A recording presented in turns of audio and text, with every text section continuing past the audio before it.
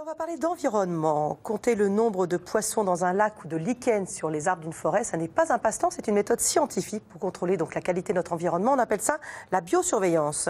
Et près de La Rochelle, une entreprise spécialisée de ce secteur utilise un indicateur environnemental très original, les abeilles. Anne-Laure Jean, Marc Lavastrou et Julie Legros sont allés voir ça de plus près. Un pic de pollution en ville et tous les regards se tournent vers l'asphalte. Mieux vaudrait pourtant parfois prendre un peu de hauteur.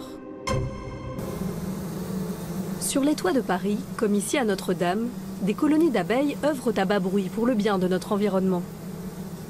Les abeilles, elles vont donc dans un rayon de 3 à 5 km récupérer du nectar dans les fleurs. Je ne sais pas si vous voyez, il y a des jardins partout, le jardin de Notre-Dame, les allées, les bords de Seine.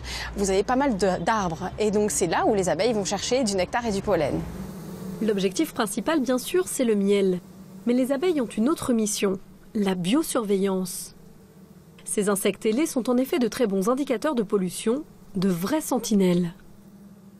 Comme elles vont butiner les particules qu'il y a dans l'air vont venir sur elles vont également boire de l'eau. Et ce qu'il y a dans le sol va être récupéré par les plantes. Et comme elles récupèrent le nectar et le pollen, on va pouvoir voir ce qu'il y a également dans le sol, en tout cas en partie.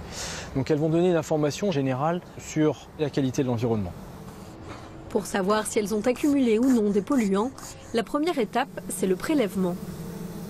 Je voulais avoir que des abeilles qui sont allées faire un tour, c'est-à-dire des butineuses, celles qui sont plutôt en fin de vie et qui sortent. Donc du coup, j'ai fermé la ruche. Et donc quand elles reviennent, elles trouvent porte close. Donc elles s'agglutinent devant.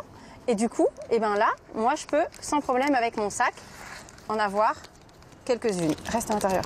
Voilà.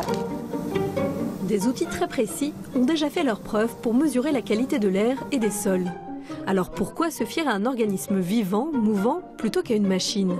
Les outils de mesure classiques, on va mettre une sonde quelque part, on donne une information sur un lieu précis et pendant une durée de temps qui peut être une journée, 2 journées ou de manière un peu plus longue. L'intérêt des abeilles, c'est à la fois avoir une intégration en termes d'espace, parce qu'elles vont échantillonner partout, et en termes de temps.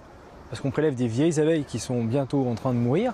Et ces abeilles-là vont bioaccumuler sur environ 3 semaines de butinage les polluants qu'elles ont trouvés à l'extérieur. Les abeilles passent désormais entre les mains des scientifiques. Elles sont conservées en laboratoire à moins 80 degrés, puis réduites en poudre. Les chercheurs en extraient ensuite les protéines potentiellement dégradées par les polluants. Et c'est ici qu'on va rechercher les biomarqueurs qui nous permettent de quantifier, qualifier l'impact des polluants sur ce type d'organisme. L'impact, l'endommagement moléculaire, c'est une sorte de rouille moléculaire. Les protéines, il ne faut pas oublier que ce sont des machines qui nous permettent de fonctionner. Cette rouille moléculaire, c'est ce que les scientifiques appellent le stress oxydant. Il est particulièrement élevé chez les abeilles agressées par la pollution. Le seul moyen de le quantifier, c'est de comparer les données. Les prélèvements en zone urbaine, en fait, on en a fait plusieurs. Ça correspond à l'ensemble de ces 4 points-là. Où on était tout à l'heure ensemble, c'est celui-ci. Au niveau des valeurs moyennes, ça correspond à un environnement urbanisé, mais on va dire qu'elles sont plutôt en bonne santé. Par contre, on voit qu'on a un point qui est, lui, au-dessus. Ça veut dire qu'elles ont montré un stress plus important. Des analyses plus poussées permettront d'identifier le polluant responsable du stress de ces abeilles. Métaux lourds, pesticides ou hydrocarbures, par exemple. Mais attention, la pollution n'est pas l'apanage des grandes villes. Des abeilles sont prélevées partout en France, y compris sur des sites plus verdoyants. Et elles réservent quelques surprises. Typiquement, dans certains endroits qui étaient fortement industrialisés, et notamment au siècle dernier, par exemple les zones minières ou quand il y avait des fonderies ou des choses comme ça, on a une imprégnation dans l'environnement des métaux lourds. Donc même si ça a l'air vert, en réalité on les trouve. Et inversement, on a des sites, et je pense par exemple dans le Var, au circuit, à l'aéroport du Castellet et le circuit qui est à côté, c'est un environnement où il y a un aéroport et un circuit. On pourrait penser qu'il y a un impact environnemental, mais il n'y a pas de pollution historique. Il y a des vents qui balayent et la situation fait que, en réalité, c'est un environnement qui est vraiment très favorable.